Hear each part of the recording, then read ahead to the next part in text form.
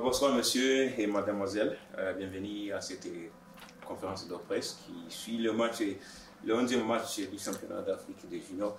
Nous sommes heureux d'accueillir ici Ziad, le joueur de l'équipe du Maroc, et le coach Abdelmajid. Bonsoir coach. Vous avez ouais.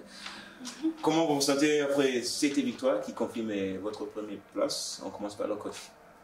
Eh bien, bonsoir encore une troisième fois.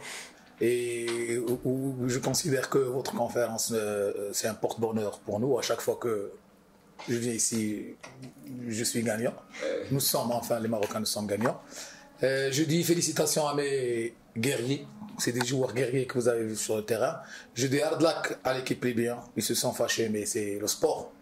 Mais je voudrais passer un message à travers votre conférence. C'est qu'il faut toujours rester sceptique par rapport aux pronostics de sur papier. Les pronostics de par avant, le championnat d'Afrique ne connaît pas le papier, ne connaît 40 fois 20.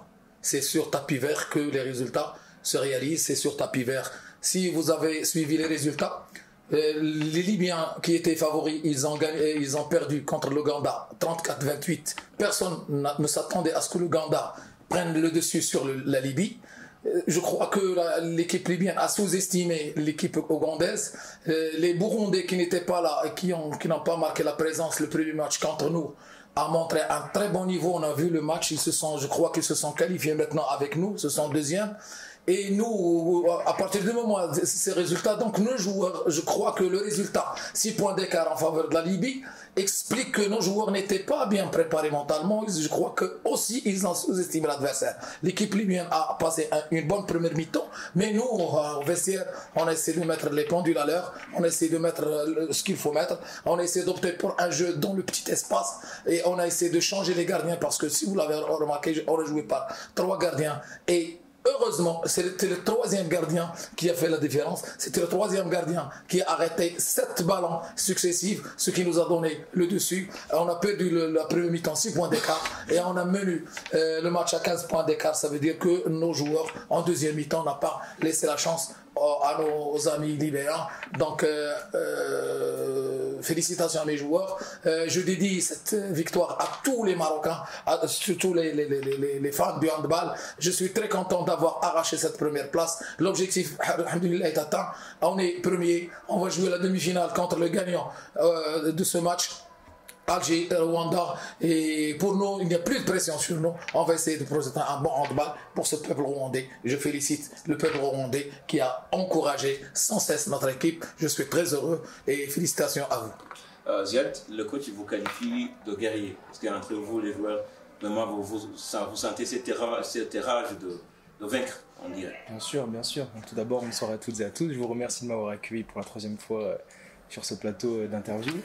Et en parlant de guerrier, effectivement, le début du match a été très compliqué. Il y avait énormément de déchets, que ce soit au shoot ou bien dans la passe ou bien dans la réception.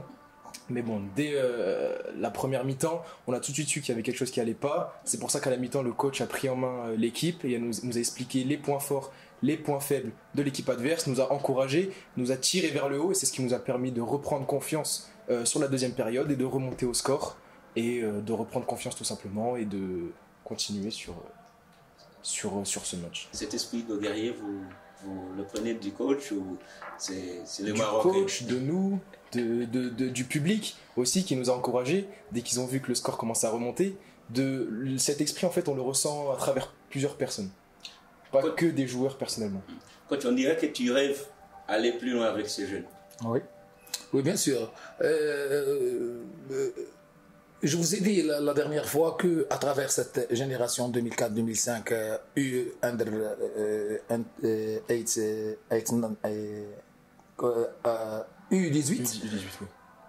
on a établi avec la fédération nationale, la fédération royale marocaine de handball, un projet qui va s'étaler à partir du moment qui va s'étaler de la qualification vers la préparation au championnat du monde et la recherche d'autres joueurs et éventuellement l'exploitation de sport-études. Je vous ai déjà parlé de notre projet de sport-études. On va travailler, nous sommes en mois de septembre. D'ici juin 2023, on a assez de temps pour restructurer l'équipe, pour donner un peu plus de courage à cette équipe, et pour recruter d'autres joueurs et pour travailler et pour donner beaucoup de compétition et beaucoup de compétitivité à ces joueurs. Je suis, comme je vous ai dit la dernière fois, je suis très optimiste avec ces jeunes et croyez-moi, même si le niveau actuel n'est pas un grand niveau, mais on a une grande marge de progression et on va travailler là-dessus.